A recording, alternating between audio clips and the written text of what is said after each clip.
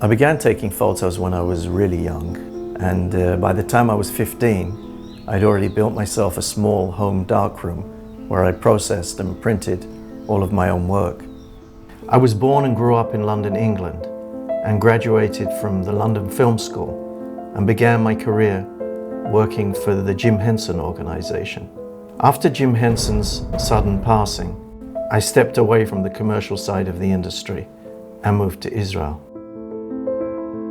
For me, creating a new piece is basically bringing to life an image that I've already seen in my head. There's no experimentation, I'm just trying to realize something that already exists in my mind.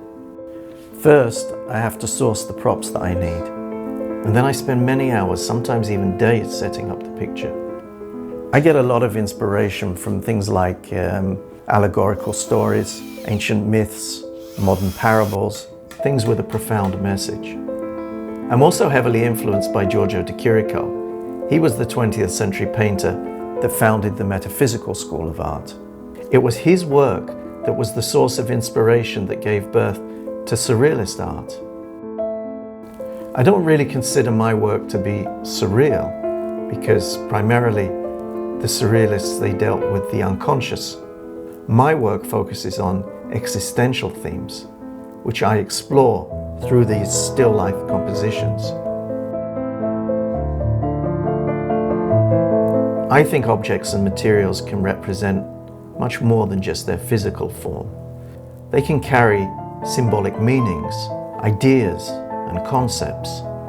By giving them a stage, and sometimes even human qualities, I build narratives that let us reflect on our own humanity and on our own existence.